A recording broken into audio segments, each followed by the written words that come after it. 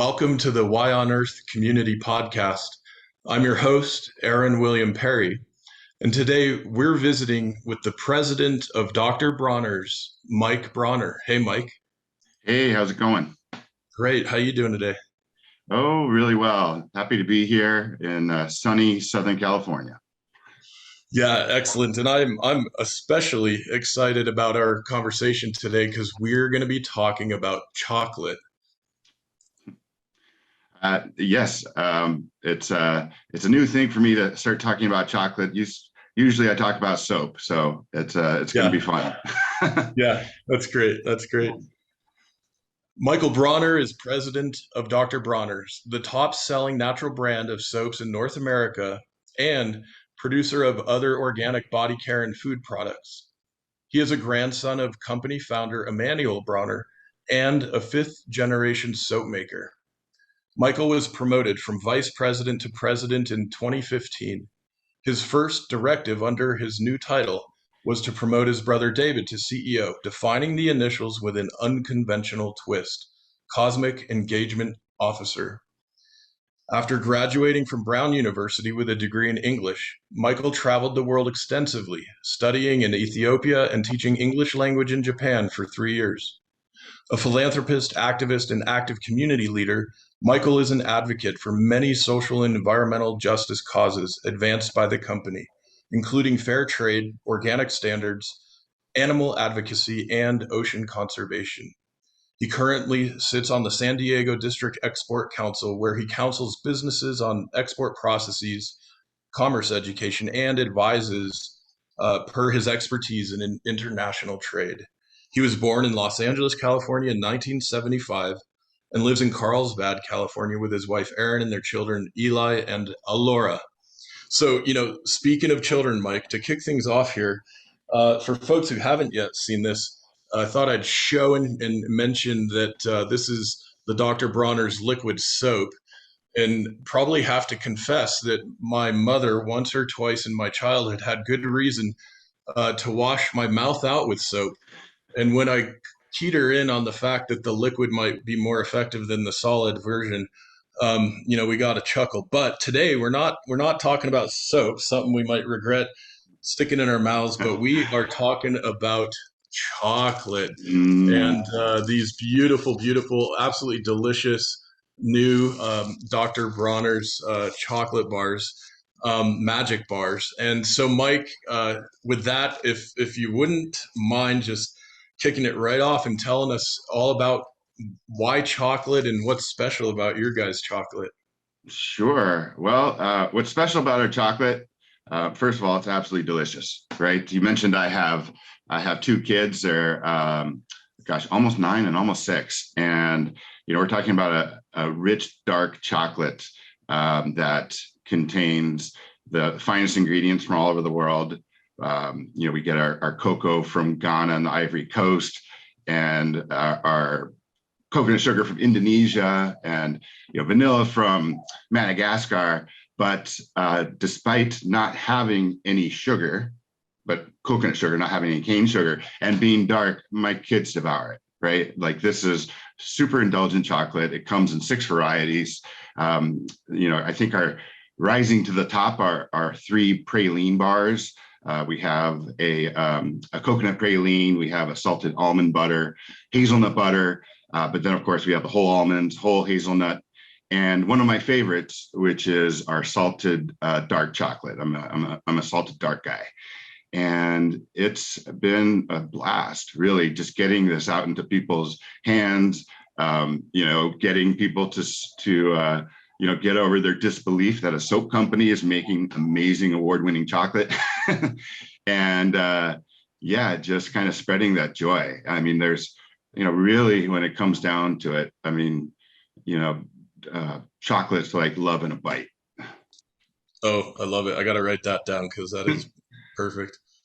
Um, yeah, and I will say that look, I'm an enjoyer of chocolate and have admired a lot of different great fair trade organic chocolate companies out there. We've even had one or two of those companies as guests on the podcast. But I have to say, this is far and away my favorite chocolate. And I don't know what you guys figured out over there, and I think magic is apropos. But it's extraordinarily delicious, and it's like a real experience eating it. Absolutely. Yeah, it's such a rich flavor, and a lot of that comes from taking ownership, essentially, or oversight of all the materials that are in there in our extremely ethical, very transparent supply chains, many of which are regenerative organic, and combining that with Swiss chocolatiers who really know what they're doing. So I'd like to reaffirm to everybody listening that we didn't just take our soap making and say, hey, let's use the same technique and make chocolate. No, we worked with the experts, but what we really had was this amazing vertically integrated supply chain where we were already growing these materials because regenerative organic it means that you're not just growing one thing. And so with our raw materials, we're already growing cocoa beans, and already selling those to chocolatiers. And so, we just made the decision one day, like, why not us? And because we don't know anything about making chocolate until we worked with the best of the best.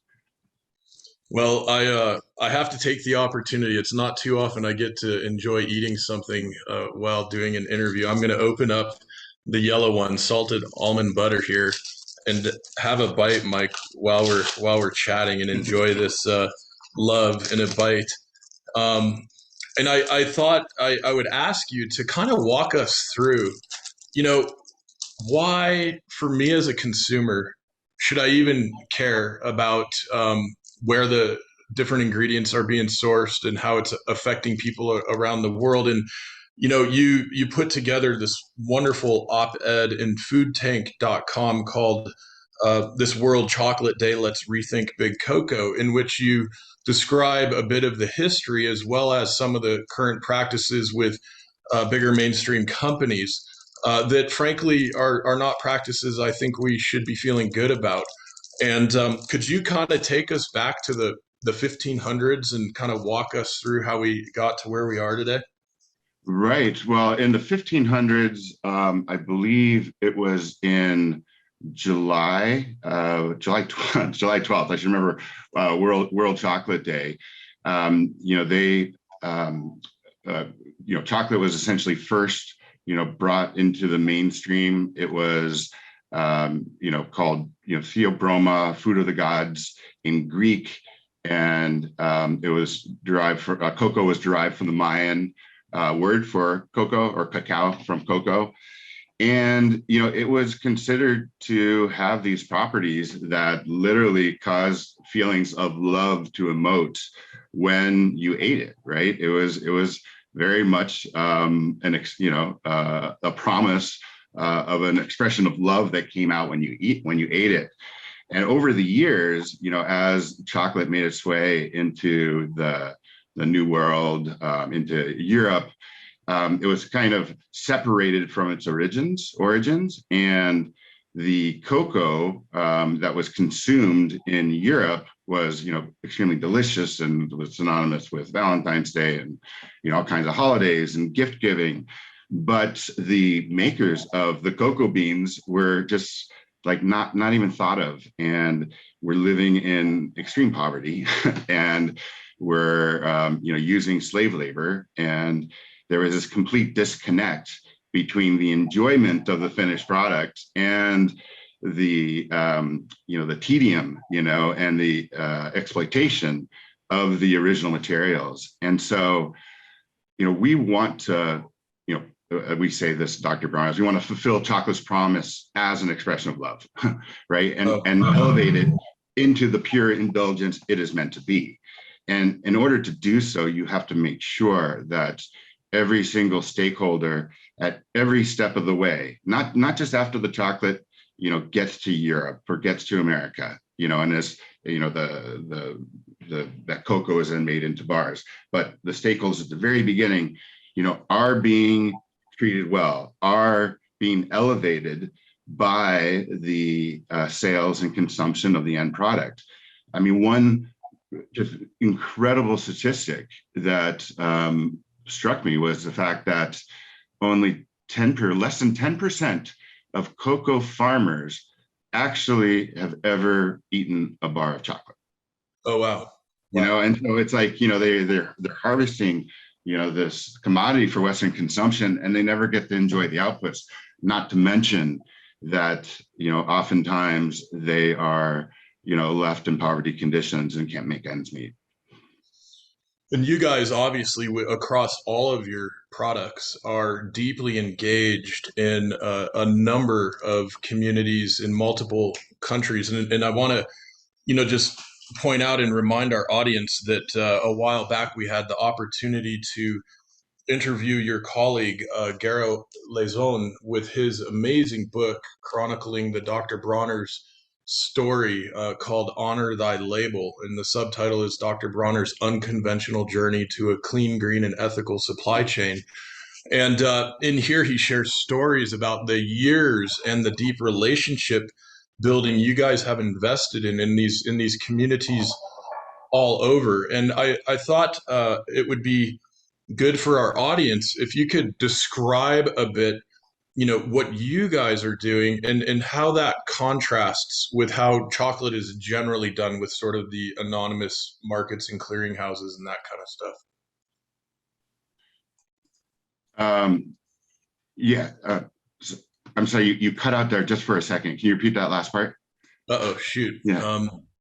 Yeah, did you catch the part about the book? About Garo's book? I'm sorry, I caught the part about Garo's book. I'm sorry, just that last part. Okay, shoot, we might have had a little glitch in the matrix there.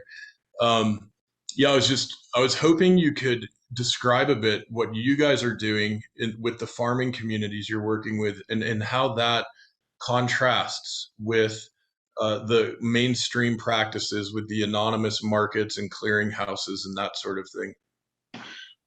Right. Well, first of all, we're working directly with them, and that's the most important difference between us and big chocolate, right? Because all of those evils that occur in chocolate, where you're talking about exploitation and child slavery, there's something called opaque by design, whereas there are, pretty much five or so cocoa bean traders that secure most of the cocoa beans, like 95% of the cocoa beans from all over the world, and funnel them to, the chocolatiers in the West.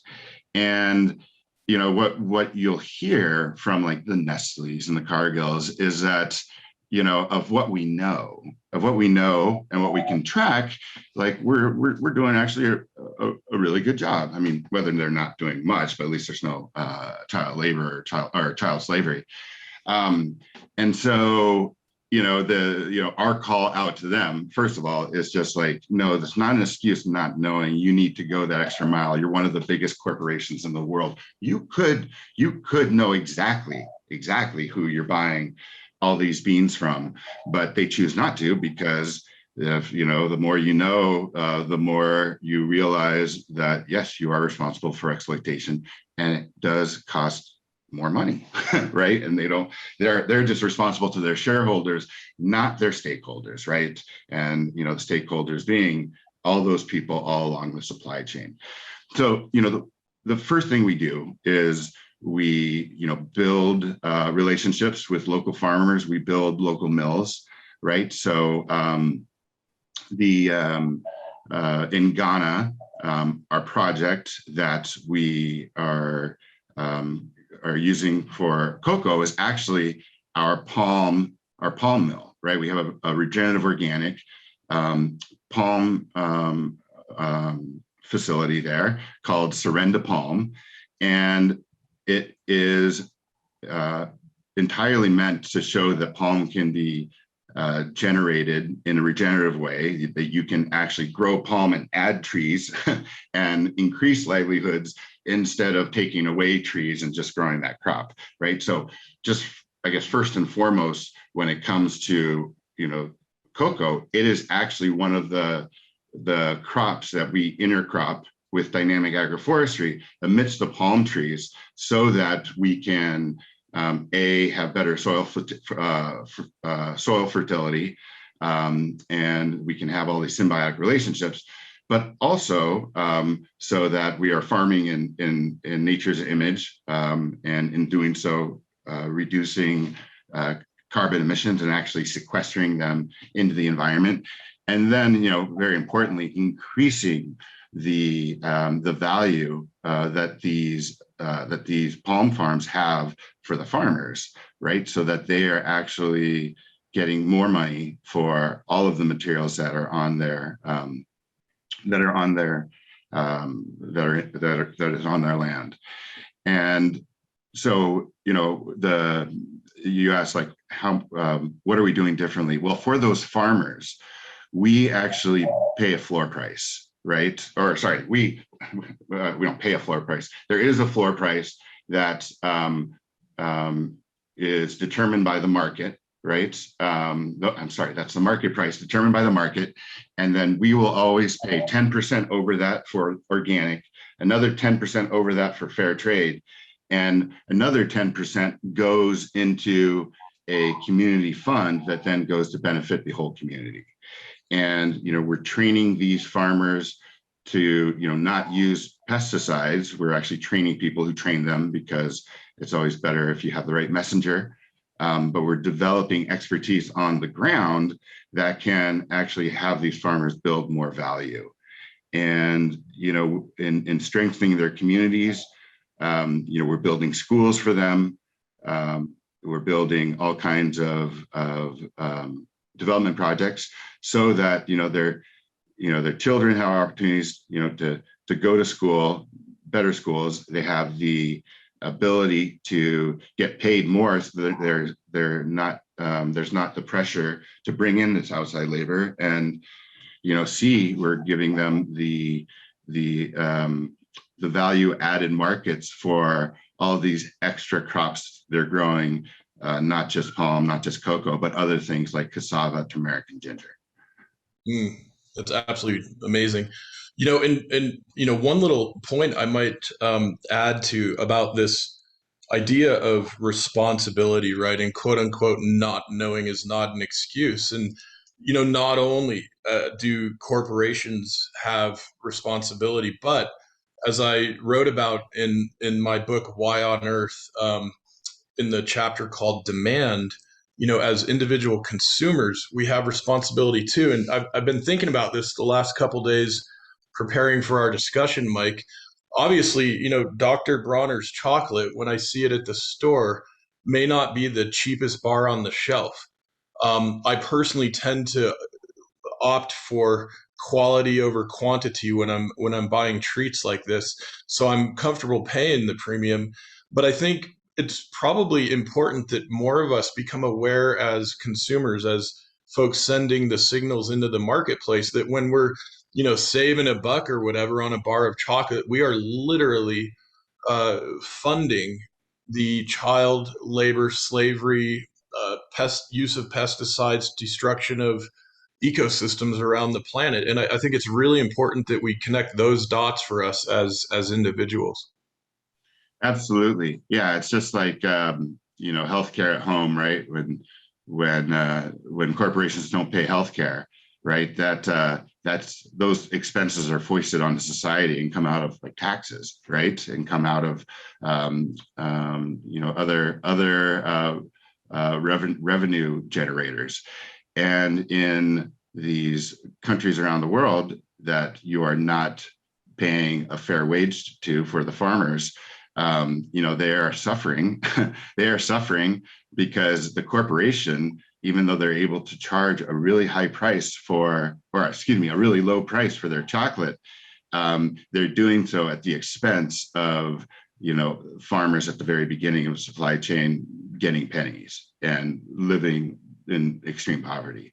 And so, when you're paying, a higher price, it means that you are ensuring that every stakeholder along the way is actually getting compensated reasonably. And not only are you guys at Dr. Bronner's really leading the way in your supply chain reach around the globe, but you're also doing a number of really innovative things within your own company. And, we here at the Y on Earth community are writing and sharing and speaking increasingly about regenerative economics and social enterprise and so on. And I thought it would be really great to have you speak just a bit about some of the mechanisms you guys have committed to within Dr. Bronner's that creates even more social equity and fairness for your whole team of employees. Sure. Well, at Dr. Bronner's, we cap all executive salaries at 5-1. So the highest salary in the company will make only 5 times the lowest fully vested worker. And the fully vested worker is basically somebody who has been here for 5 years, topped out at the wage scale.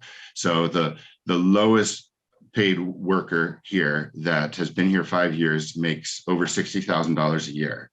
And there's nobody in the company that makes over $320,000 a year. And so what we're able to do there is we're able to take all of the added profits from the company, and anything that's not needed for capital development or pay taxes it goes to charity, right? It goes to fund all kinds of initiatives that we're passionate about. But for the employees themselves, we also give them 100% non-deductible healthcare for them and their families. That includes a dental plan. We also do LASIK. We also just started doing a psychedelic benefit where we offer ketamine therapy for a lot of workers, for all of our workers and their families who wants to take advantage of that, because these difficult times are just really trying on the mind and soul.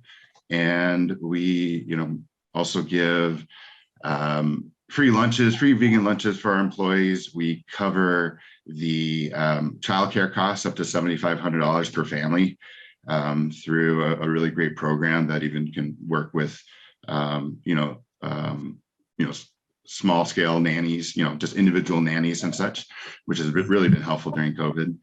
And we offer, a profit sharing plan for all of our employees. It's no different for people at the very top and the very bottom, that 10% of their combined salary, and that's their combined salary plus bonus, usually 10% bonus, every year goes into a savings retirement account for them, and they can access that when they leave. And I have to say, not many people leave until the very last moment. It's absolutely beautiful, and I kudos to you guys for really leading the way and setting the example for what's possible. And I'll take this opportunity to remind our audience that this is the Y on Earth Community Podcast. I'm your host, Aaron William Perry, and today we're visiting with the president of Dr. Bronner's, Mike Bronner, and want to give a couple quick shout outs to some of our sponsors and partners.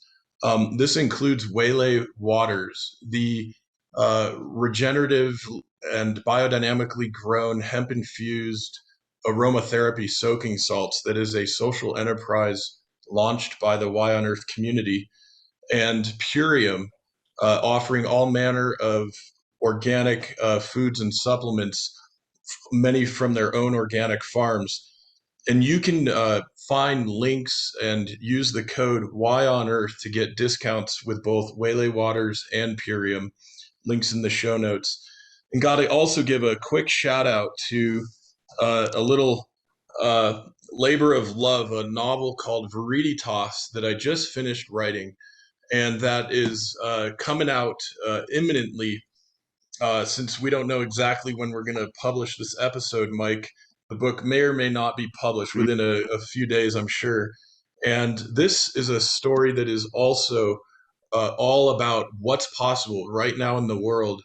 And you probably won't be surprised to hear that Dr. Bronner's is actually mentioned in here more than once. And there's a scene in the cave, I don't want to give too much away, when the main character is pregnant, and a dear woman comes with some of the Dr. Bronner's Magic Chocolate, and it is just a luscious moment. So check that out. Veritas-society.org or veritasbook.com will get you there. And it's another step in this growing ecosystem of services and storytelling around the creation of a sacred stewardship and regenerative culture together. And Mike, you guys are, I think, par excellence, really leading the way. And your discussion around the ketamine and psychedelic therapy jogged my memory. I want to ask you guys, because you're doing so much work also with the Regenerative Organic Alliance, which we'll talk about. But can you share a bit with us about the work you're doing around drug policy reform and why certain appropriately administered, professionally administered uses of psychedelics is so important for folks dealing with things like post-traumatic stress disorder and really other types of trauma and stress in life? Could you tell us a bit about that? Sure. Yeah. Psychedelics is, familiar to many. And I'm sure probably most of your listeners have a positive association with psychedelics. But we've always taken a stance that we want to educate people who are more like in my mom's church group as to these benefits, because her generation disassociated with Timothy Leary, turn on, tune in, drop out. And the history of psychedelics is that it showed incredible promise as like the final frontier of psychiatric care. And then the 60s happened, and it got associated with Timothy Leary, and then just all research stopped. But it's always been extremely promising. And one of the only psychedelics that was kind of left alone was ketamine, right? And that's the one that's still legal here in America, because it's the anesthesia of choice for all ambulances and EMTs in America, because not only does it actually stop the pain, but it produces a slightly euphoric effect, which is beneficial if somebody's just been in a car crash. Well, so ketamine is the one that we offer because it is the legal one, but all kinds of others, ayahuasca, right, ibogaine, obviously just magic mushrooms. These all show incredible promise, and one of the big entry points for especially people that are maybe more on the right has been the success of dealing with post-traumatic stress disorder, right? The psychedelics, and there's just so much research being done on exactly how they work, kind of in a way, people listening probably know the hallucinatory state, but it's, it kind of puts the brain in a plasticine state that you can actually make like real changes, just like Michael Pollan says in his book, How to Change Your Mind. You can actually make real changes with the synapses and neurons in your mind to get over painful experiences, to get past certain addictions, to reconcile with just horrendous moments in your past, and actually come out of it, healed with ongoing therapy, of course. And with post-traumatic stress syndrome, it's been a lot of the veterans coming back from Iraq and Afghanistan, and they come over back to America, have a terrible time reintegrating. You have Western medicine. It doesn't work. All those drugs, they don't work. People go into horrible depression and horrible like alcoholism, and their families are being torn apart. And then they go down to South America and they go through like ibogaine treatment, ayahuasca, and they are changed people. Like it literally like takes that pain that they've had and it allows them to like confront it, go into it, and emerge with it being in a more in a more healing space, right? Totally turns their lives around.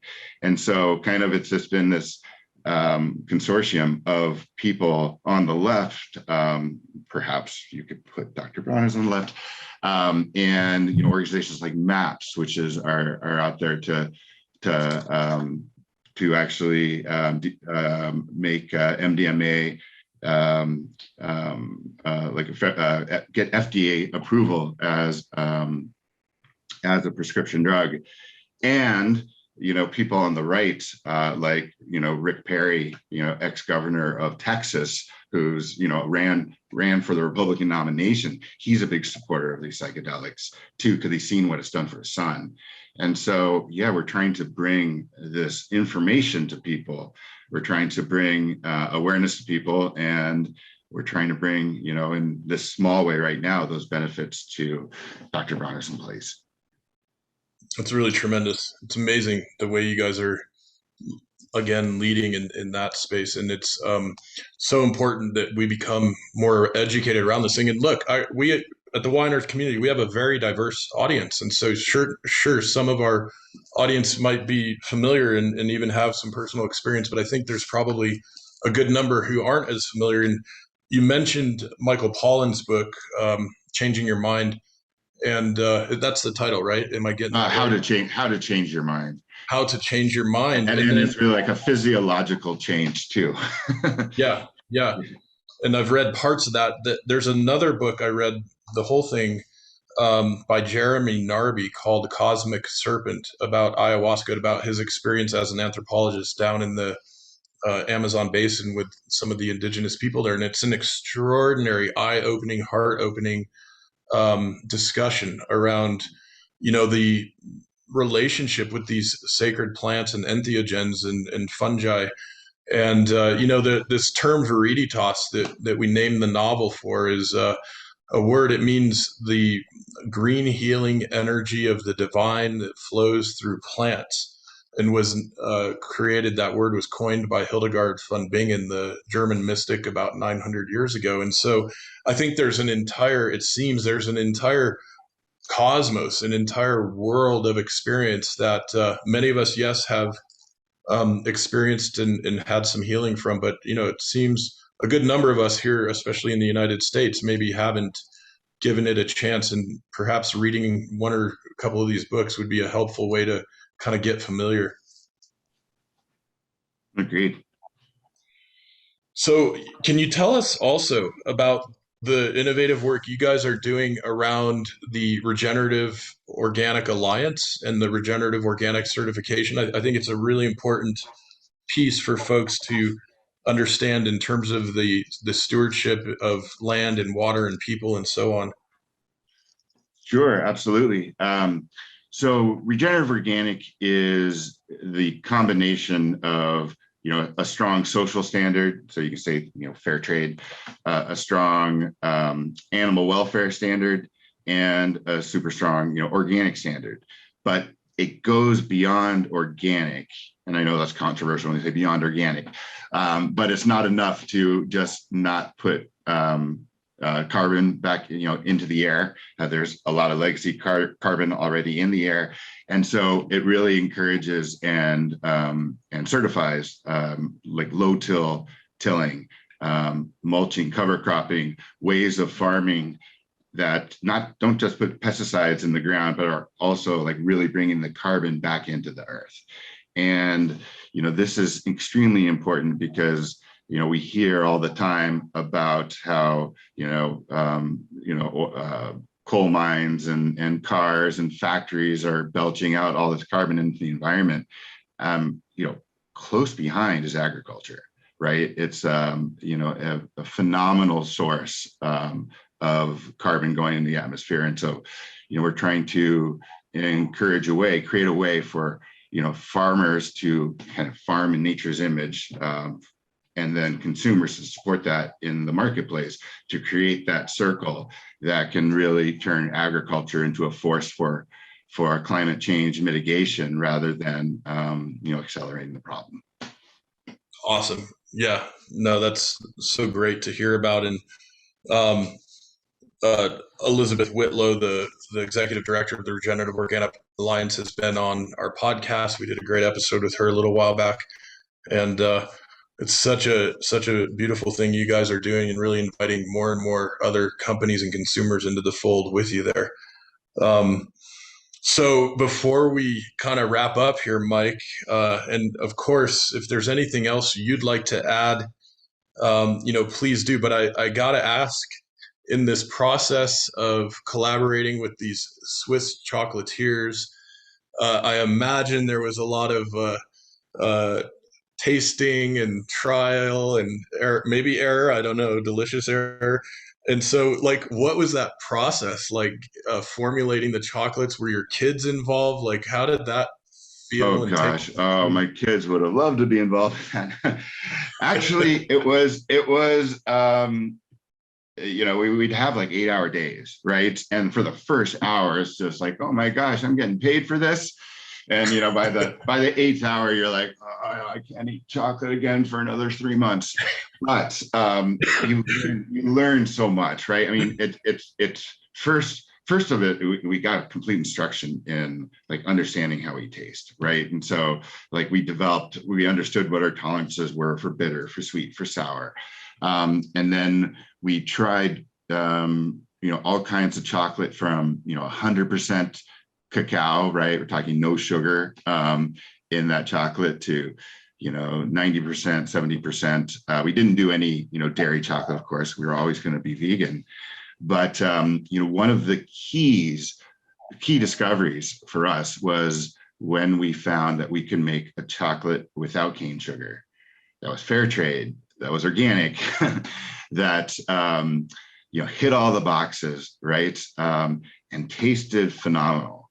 Because up to the very end, me and my brother were just like, we love this coconut sugar. We love the idea of not having cane sugar, but like, would I be proud of handing somebody that bar, knowing that I could hand the cane sugar bar to them and it would be just a little bit better. And there was a day when we were doing these blind tastings and we couldn't tell which one was the cane sugar, which one was the coconut sugar. We in fact thought the coconut sugar one was the cane sugar. I mean, we had nailed it. And I think that was the biggest epiphany, because we know that people are going to support the fantastic transparent supply chains that we have with Dr. Bronner's, and all the integrity we put into the product.